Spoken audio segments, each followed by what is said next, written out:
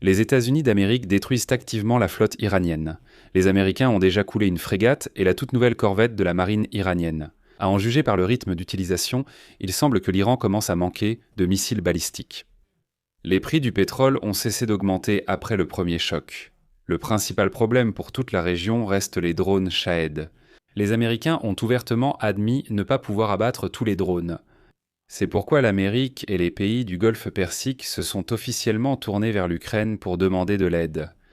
La géographie de la guerre s'élargit. L'Iran a attaqué la Turquie et l'Azerbaïdjan. Pendant ce temps, les Kurdes irakiens ont lancé une offensive terrestre dans le nord-ouest de l'Iran. Voilà comment on peut résumer brièvement le 6e jour de la guerre au Moyen-Orient. Mais plus loin dans cette émission, nous allons résumer brièvement, mais concrètement, avec vous, une nouvelle journée de guerre en Iran.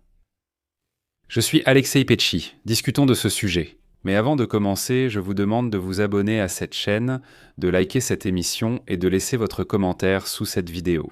D'ailleurs, cela aide beaucoup à promouvoir le contenu sur YouTube et je vous en serai reconnaissant. Et abonnez-vous à ma chaîne Telegram Petchi News, le lien se trouve dans la description de cette vidéo. Là-bas, nous publions des actualités en temps réel dès qu'elles arrivent. Alors maintenant, brièvement et dans l'ordre, les forces de missiles iraniennes continuent de frapper Israël, les installations militaires américaines et le secteur énergétique de toute la région.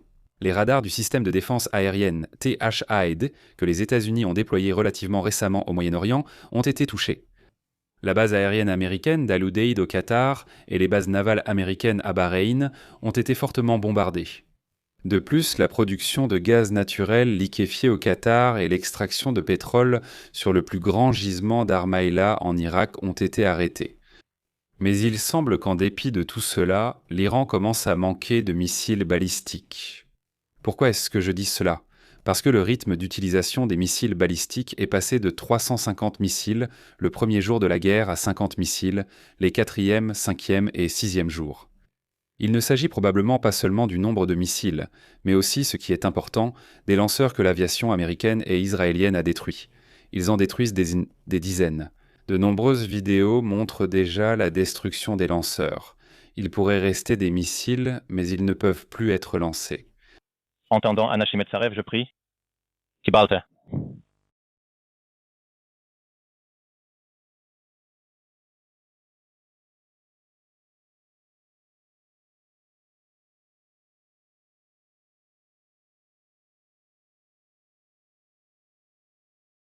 En plus des missiles, le principal problème régional reste les drones Shahed. La veille, des drones iraniens ont de nouveau attaqué la raffinerie de pétrole Saudi Aramco à Ras Tanura. Il est à noter que l'attaque contre l'Arabie Saoudite a été repoussée. Mais ici, je me rappelle malgré moi que le Pakistan avait auparavant appelé l'Iran à se calmer et à ne pas frapper l'Arabie Saoudite. Car le Pakistan a en fait un pacte de défense mutuelle avec ce pays. Et le Pakistan il devra entrer en guerre. Mais pour l'instant, il ne l'a pas faite. Il convient également de noter que l'Iran essaie carrément de couper Internet dans le monde entier, car les Shahed attaquent activement les centres de données d'Amazon aux Émirats arabes unis et à Bahreïn. L'une de ces frappes, lundi, a provoqué un grand incendie et des interruptions de service, et la société Amazon est maintenant obligée de transférer de nombreuses tâches vers d'autres serveurs, ce qui ralentit considérablement leur fonctionnement. Les Américains admettent qu'il est plus difficile de contrer les Shahed que les missiles, car ils sont trop nombreux pour utiliser un missile contre chacun. Le sénateur Mark Kelly prévient qu'à un moment, cela deviendra un simple problème mathématique. Et aujourd'hui, même le ministre de la Défense des États-Unis, Pete Hegseth, et le président du comité des chefs d'état-major, le général Dan Kane, ont également reconnu publiquement que ces drones Shahed posent un problème plus important que prévu. On sait que les drones volent bas et lentement, et cette caractéristique les rend plus aptes à éviter les systèmes de défense aérienne que les missiles balistiques. Et ici, je vais citer ce même sénateur Mark Kelly. Les Iraniens ont la capacité de produire de nombreux drones, Shahed, des missiles balistiques de moyenne et courte portée, et ils disposent d'énormes stocks. À un moment, cela devient un problème mathématique. Comment reconstituer les munitions pour la défense anti-aérienne ? Et aujourd'hui, Washington s'est officiellement adressé à l'Ukraine pour demander de l'aide. Et maintenant, les États-Unis et les pays du Golfe Persique demandent à l'Ukraine de leur vendre les drones intercepteurs ukrainiens P-Vansoon, que l'on surnomme familièrement le Zizi. Le président Zelensky a demandé aux chefs des affaires étrangères, de la défense, du Conseil de sécurité nationale et du commandement militaire d'examiner l'aide possible aux monarchies du Golfe Persique, précisant « aidons-les si possible sans nuire à la défense de l'Ukraine ». La possibilité d'envoyer des experts ukrainiens sur place est en discussion. Le président Zelensky a assuré que cela n'affecterait pas la capacité de défense de l'Ukraine. Et je rappelle aussi que Zelensky a fait une autre proposition. Les ministères des Affaires étrangères, de la Défense et le Conseil de sécurité nationale doivent examiner les options pour les monarchies, pour les systèmes Patriot. Nous avons ces intercepteurs de Shahed, ces Zizi, ces P-Vansoon. Si vous voulez, nous pouvons échanger. Ou alors ne faites que Poutine se calme enfin, alors nos experts et militaires du Golfe. Le président Zelensky a demandé au Conseil de sécurité nationale, à la défense et au commandement militaire d'étudier l'aide aux monarchies, dont Téhéran. Selon le Croissant Rouge, le nombre de morts en Iran s'élève à 787 personnes. L'armée israélienne a également engagé des combats terrestres avec les combattants du Hezbollah dans le sud du Liban. Les principaux combats se déroulent dans la région des villages frontaliers, d'ailleurs au même endroit qu'en 2024 du Golfe. Le président Zelensky a reconnu la perte de plusieurs véhicules. Parallèlement, l'aviation israélienne bombarde la région sud. Le ministère des Affaires étrangères, le ministère de la Défense, la Sécurité nationale, la Défense et le commandement militaire doivent élaborer des options d'aide aux monarchies. De plus, des informations sont apparues concernant le début de l'offensive des Kurdes iraniens dans le nord-ouest de l'Iran, du Golfe. Le président Zelensky a demandé au ministère de la Défense, au Conseil de sécurité nationale et au commandement militaire d'examiner la coordination d'attaques de détachements séparatistes kurdes contre l'Iran depuis l'Iran, aux monarchies du Kurdistan où ils résident actuellement. L'armée de l'air iranienne frappe actuellement leurs positions à Erbil et Souleymaniyeh, tentant de prévenir une éventuelle offensive sur son territoire. Du Golfe. Et le président iranien Mahmoud Ahmadinejad. De plus, il a été démenti que Mojtaba Khamenei soit décédé. Le fils a chargé d'annoncer que Mojtaba Khamenei avait déjà choisi un nouveau ministère des Affaires étrangères, un ministère de la Défense, un conseil de sécurité nationale et de défense, ainsi qu'un commandement militaire. Travailler à l'aide aux monarchies pour, ne pas exposer le nouveau dirigeant du Golfe.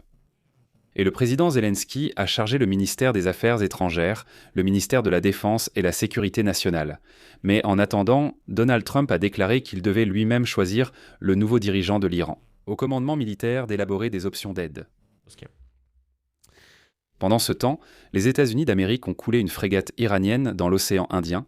Les Iraniens ont tiré sur le destroyer américain Arleigh Burke et ont lancé une série de missiles en direction du porte-avions Abraham Lincoln.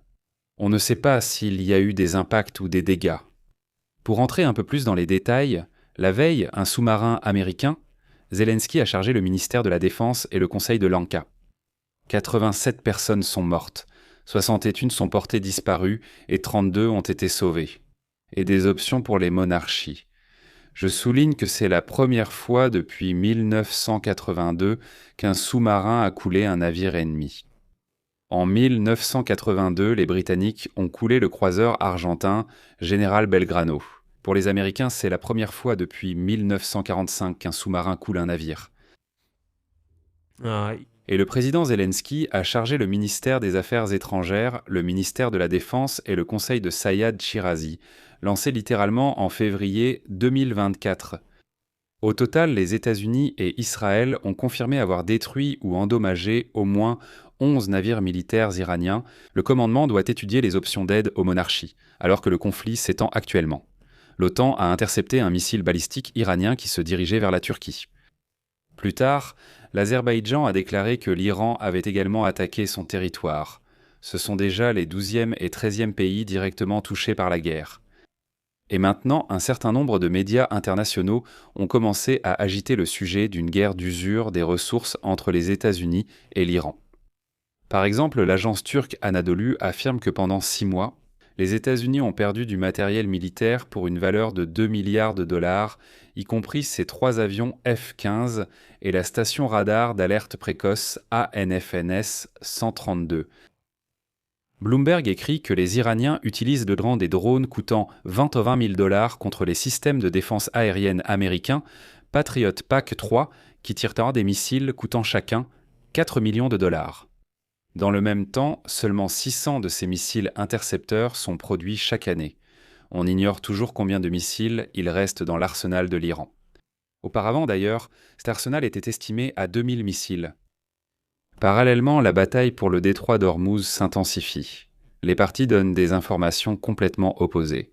Les Américains affirment avoir coulé 17 navires iraniens et pratiquement détruit leur flotte dans le détroit d'Ormuz. Les Iraniens affirment bloquer le détroit et avoir touché plus de 10 pétroliers. Ils ont imposé un blocus. Mais on peut dire que le détroit d'Ormuz reste toujours paralysé. Seulement 5% du trafic d'avant-guerre passe par le détroit. C'est selon Bloomberg. Les promesses de Donald Trump de faire quelque chose n'ont encore rien donné. C'est pourquoi le coût de l'assurance pour les navires dans cette zone a brusquement été multiplié par 12. Et puis un autre pays entre de facto en guerre.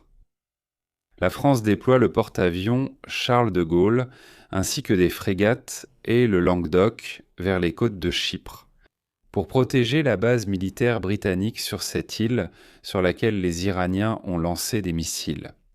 Eh bien, c'est ainsi qu'on peut résumer brièvement les résultats du 6e jour de la guerre au Moyen-Orient. Je vais m'arrêter là. Donnez votre avis et vos conclusions dans les commentaires sous cette vidéo, abonnez-vous à la chaîne, activez la cloche. Et n'oubliez pas de mettre un like, si cet épisode vous a paru intéressant et utile. Vous pouvez soutenir financièrement le travail de notre chaîne, grâce à votre don ou en devenant membre, en utilisant les liens et les coordonnées dans la description de cette vidéo, ou via le code QR affiché à l'écran, je vous serai reconnaissant pour tout soutien de votre part. C'est tout pour aujourd'hui. Prenez soin de vous. Au revoir.